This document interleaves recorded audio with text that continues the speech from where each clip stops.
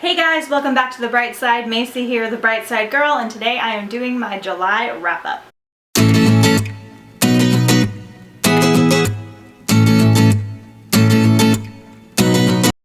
So we're going to start this wrap-up off with the mermaid books that I completed in July, and then we'll go into the other books that are not mermaid related. And then I will also be doing either later this week or next week a mermaid marathon wrap-up where I will just quickly go over every single mermaid book I read or listened to and what I thought of them, as a completion. And just so you guys know, this is my physical reading wrap-up only. My audiobook reading wrap-up will be up tomorrow. So for the mermaid books, I read, I started out the month reading Siren by Trisha Rayborn.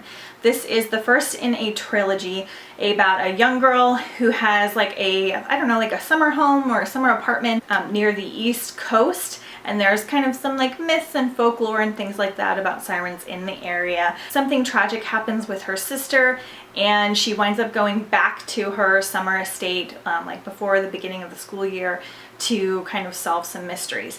I loved this one. I thought that the mystery aspect was so cool. Now, if you're a mystery lover, this one is not like a super complicated, crazy mystery. I just don't really read mystery very often, so when I come across it in YA books, I really enjoy it. It is a different twist on sirens and mermaids, slightly different than what I'm used to. This is much more of a dark siren tale, so if you're into those like dark siren-y books, this is a good one for you. The writing style was very easy to read, very fun. A couple of things I liked were like the small town. There's like this little cafe that she goes to and they have a sandwich called the Sea Witch, and it's like a weird sandwich with like seaweed on it and stuff like that. And I thought the little like things that she put in like that were really interesting. The very last sentence of this book was awesome. It gave me goosebumps. I can't wait to read the next one, but unfortunately book 2 and 3 are out of print, and so they're more difficult to find. And I found the second book on ebook from the library, but I just wasn't in an ebook mood, so I didn't read it that way. I was able to find them on Amazon, but the third book is selling for like $70 or something crazy like that. So I'm going to save my hunting for it for next year, but I'm definitely interested in carrying on with the series, and this is going on my mermaid shelf. Then I read Lies Beneath by Anna Greenwood Brown. I checked this guy out from the library. This one, again, is the first book in a trilogy. This one, however, is told from a male perspective. So our main protagonist in this book is Calder White. He is a merman, merfolk, merperson, and he has 2 or 3 sisters in this book, and they are trying to fulfill a promise/curse that his mother established when they were younger, and their mother has passed, and they're trying to like fulfill her motives. So kind of a brief explanation.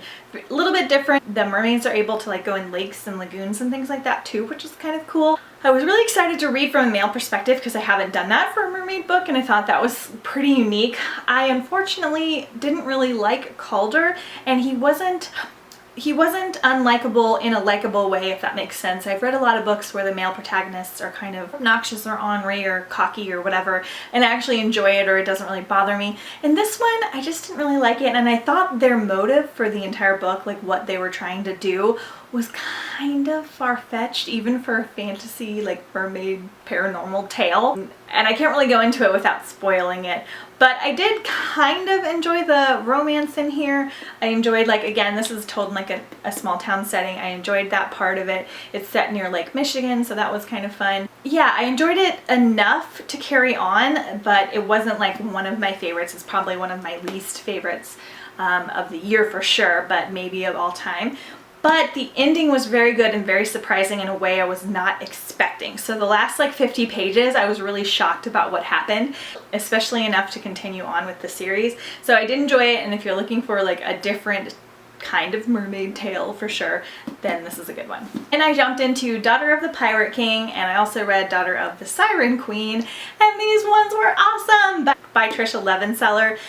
Oh, so good. These are classified as like, finally we're getting a Lady Jack Sparrow, and it's so true. Now for this one, there's just like mermaid folklore and like very minimal mermaid-esque things in it, but I counted it because they were mentioned in the book. And for the second one, there's a little bit more. but I still enjoyed them. It got me such in a pirate mood. They're on a ship for a lot of it. She's the captain of her own ship. She's the daughter of the pirate king, who's kind of a nasty guy, of course, and he has taught her to be brutal, warrior-esque, and so she has a mission that she needs to complete for her father, but then of course things go awry and she meets people along the way. The love story in here is awesome. I loved it so much. It's just such a cute story. This one is one you can totally fly through, so if you are in a reading slump or you have a readathon coming up, I read like half of this at the beach in like an hour, hour and a half, because it's such a good book. It's just a really fun. I literally laughed out loud with some of the lines from Aloza. She is probably my favorite female protagonist of the year, and definitely one of my favorite of all time. I just loved her and her witty banter, her lines and things like that. I was even like telling my husband things that she was saying because I thought they were so funny. And I'm definitely going to be rereading this one in the future. I give away too much about the second book. Also awesome. Didn't love it quite as much as the first book, but really, really enjoyed it. I think it's just a duology. I don't think there are any more, unfortunately, because I really loved them. But let me know if you guys have heard anything about that. I know Trisha Levenseller has another book coming out that's not in this duology, but I really enjoyed them. They're like piratey, nautical goodness. Then I read Peter Pan. This was my classic for the month. I read this on day 1 of Booktubeathon, which happened to be at the end of July, so I'm throwing that one in this video. Of course, this is not mermaid heavy, but there are mermaids in here. Beautiful. It was so whimsical and reminiscent of my childhood, and it was very similar to the Peter Pan cartoon slash Hook. So if you like the movie Hook with Robin Williams, there's definitely extra stuff in here, and it's told in a very fun, like nonsensical way. I really enjoyed Captain Hook in here, which was interesting. I just really loved it, and I've just been continuing on with like my piratey ship type books because I've been enjoying them almost as much as the mermaid books. Then I read Clockwork Prince by Cassandra Clare. It's finally happened, you guys. I finally love a Cassandra Clare book. I'm really sad it took me this long. I did really enjoy City of Fallen Angels, but Clockwork Prince has my heart. If you guys don't know, I'm following along with Emma Books and her readathon of the Shadowhunter Chronicles over the course of a year. So Clockwork Prince I was a little bit behind on, but I finally got to it. I enjoyed it so much. I'm finally fully invested in the characters. I am terrified to read the next one because everyone says it's heartbreaking, and I think I know why it's heartbreaking, and so I don't want to read it, but I do want to read it because I gotta know. And oh, I really liked it. I just so enjoyed my time, and it's a really large book. It's almost a 500-page book, so that's awesome too, especially considering that I was trying to read mermaid books and do Booktubeathon and things like while I was reading these books. It was just, it was so fun, and it was so fun and sad, and I'm just really worried about the future. But yes, it's finally happened. I hope that I continue my streak with this particular series because I enjoyed the first book, but I didn't love it, and I do love this second one, so I can't wait to get into Clockwork Princess. And then I have City of Lost Souls. Sorry I'm not holding up my own copies of them. They're like at the top of my favorites bookshelf right now, and I don't want to get them down. But I read City of Lost Souls by Cassandra Clare. I read half of it at the end of the month and then half of it during the first part of Booktubeathon, which was still in July. I finished it just on time because it's also a large book. Unfortunately, I liked this one less than I liked City of Fallen Angels. Now that might have been, I wanted to jump straight back into the Infernal Devices instead. I wanted to go into Clockwork Princess, so I just don't love the characters in this world as much as I do the Infernal Devices. They're okay. I don't really care about our main protagonist that much. Please don't yell at me in the comments. I don't know if I just missed the boat or what. I'm pretty easy to please. I like them enough that I can read them and I can get through them and it's fine. I don't have to push myself too much. But I thought the plot was very similar to City of Fallen Angels in a way, and so it felt kind of repeaty to me, even though there was a lot of new things happening. Some of it felt kind of stretched out and unnecessary, like we were just kind of like wandering around, not doing much.